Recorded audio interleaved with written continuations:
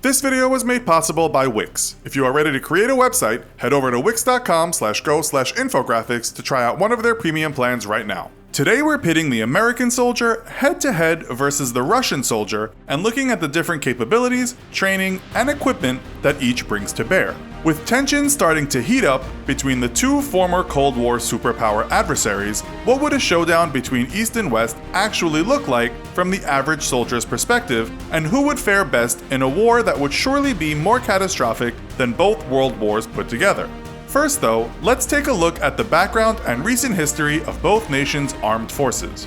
Though no longer the juggernaut that threatened Western Europe with its endless hordes of armored battle tanks, Russia still retains a formidable military.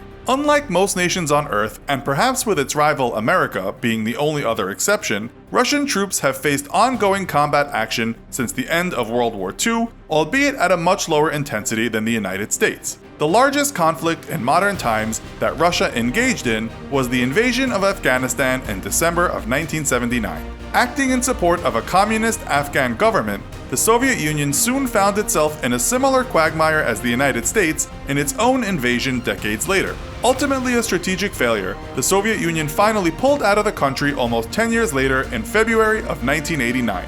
The United States, by comparison, has been involved in high-intensity combat action nearly every decade since the end of World War II. From Korea to Vietnam, Grenada, Iraq, and then the double invasions of Iraq and Afghanistan, America has fought wars in nearly every climate and continent on Earth. Ultimately though, it would be the US's own invasion of Afghanistan that would best highlight the key differences in American and Russian combat doctrine and capabilities. When Soviet troops entered Afghanistan, they did so much like America, with overwhelming force spearheaded by columns of tanks and infantry fighting vehicles overwatched by tremendous air support. Also like America, the initial Soviet invasion saw little resistance from the Afghan Mujahideen, who could not hope to match Soviet military power on a one-on-one basis. Much like the United States, Soviet troops had been trained to fight a conventional war against a conventional enemy, NATO, where enemy soldiers were clearly identifiable by their uniforms and battle lines clearly drawn across each side. The Mujahideen would exploit this Soviet warfighting doctrine by instead fighting a guerrilla or asymmetric war, wherein they would launch lightning raids before retreating into the countryside or melting into the local population, thus denying the Russians a chance to bring their formidable firepower to bear on any discernible enemy. Exactly like America's own war 2 decades later, each element of the Soviet armed forces would come into play, but the bulk of the war effort would be executed by small groups of soldiers. The small unit action nature of both the American and the Russian-Afghan war thus gives us the best comparison point for the two nations' infantry forces. So how well exactly did each nation's soldiers perform? Both nations entered the guerrilla war phase of their Afghan campaigns at major disadvantages. Russian and American infantrymen had both trained for decades to face each other on European battlefields, and thus each nation's infantry were primarily trained in mass unit tactics and combined arms warfare, wherein they would work in collusion with other ground, air, and fire support elements.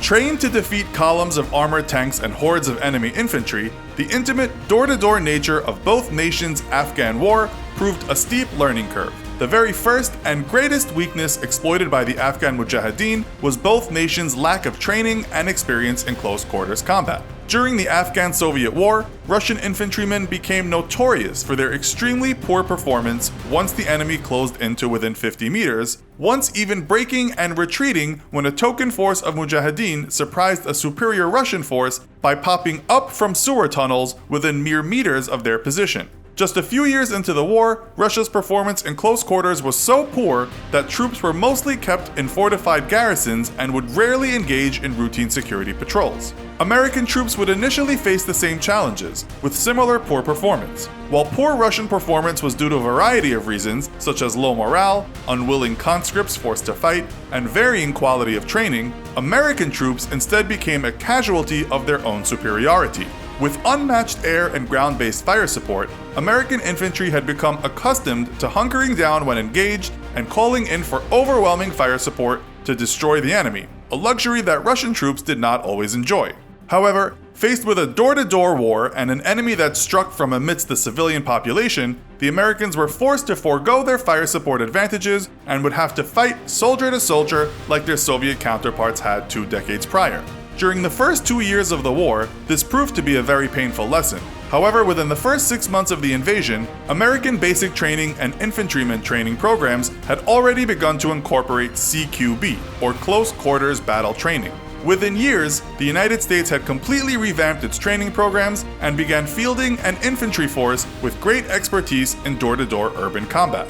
Though other factors, such as technology and more advanced equipment, would play a role in minimizing US casualties versus their Soviet counterparts, it is American flexibility that would ultimately see them perform far better than the Soviet Union soldiers had decades earlier. Not only did the United States exhibit greater flexibility in its national training structure, but this adaptability has for a long time been a hallmark of American warfighting doctrine.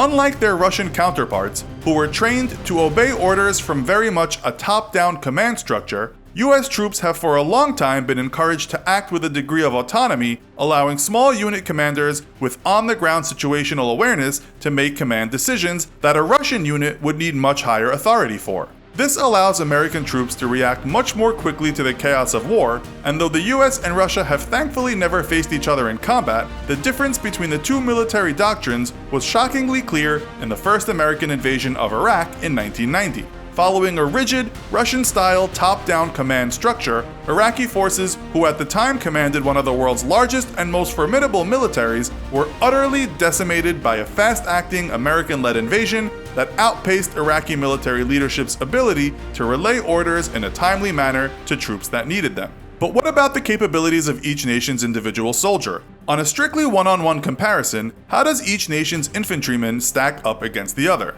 The best place to start is by looking at the primary armament of each soldier. Though modernizing to a new battle rifle, the bulk of Russian ground forces still utilize the tried-and-true AK-47. Called the greatest rifle ever made, the AK-47's legendary fame is not without merit. Seeing action in nearly every battlefield around the world since its invention in 1949, the AK-47 has proven reliable in every environmental condition possible. Firing a 7.62mm round at 715 meters per second, the AK-47 has major stopping power and penetration both, and is easily capable of the much vaunted first contact kill, or ability to neutralize an enemy with the first round on target. By comparison, the United States fields the M4 carbine, a rifle that many, even within the US Armed Forces themselves, have for a long time considered inferior to the Russian AK. An evolution of the American M16, it is also a reliable and proven rifle, but suffers from a lower mass bullet as it utilizes the smaller 5.56mm round. While this lighter bullet gives the M4 greater accuracy at greater range than the AK-47, it has been very loudly criticized for lacking in stopping power. In fact, one of the greatest complaints about its performance in the recent Iraq-Afghan war was that it would take multiple hits on target to neutralize an enemy, with the lighter round propelled at a whopping 910 meters per second, often zipping straight through an unarmored opponent and leaving little physical damage behind. This criticism has plagued the M4 nearly since inception, and many American servicemen lament that the one area the US military has always lagged behind their Russian counterparts in is the main battle rifle. Though the American M4 affords greater range and accuracy, in today's urban door-to-door wars, it is the Russian AK-47 that has a clear advantage. Yet history has proven that it is the men and not the weapons that win wars. After the fall of the Soviet Union, Russian forces have suffered from long years of neglect, while American forces have continued to build on their hard-earned battlefield expertise, adding to a rich tradition of proficient warfighters. Yet Russia is a nation that has faced annihilation repeatedly throughout its troubled history at the hands of superior foes, and has emerged battered, bloodied, but triumphant from each challenge. One thing that we can confirm is that having a powerful and amazing website doesn't have to be just for the select few anymore. Wix is the perfect product to create any kind of professional website that you can imagine. The only limitation is your own imagination. Whether you need a website for a restaurant or a hotel, or maybe you want to sell things online, Wix has a solution for all of it. Best part is, you can be a complete beginner at making websites or a total pro. The platform enables you to create whatever you want yourself. Create that amazing website that you've been thinking about and support the Infographics Show at the same time by going to wix.com/go/infographics or clicking the link in the description. Make the hypothetical a reality today. So who would fare better against the other, the American infantryman or his Russian counterpart? Let us know in the comments. Also, be sure to watch our other video called American Soldier versus British Soldier. Thanks for watching, and as always, don't forget to like, share, and subscribe. See you next time!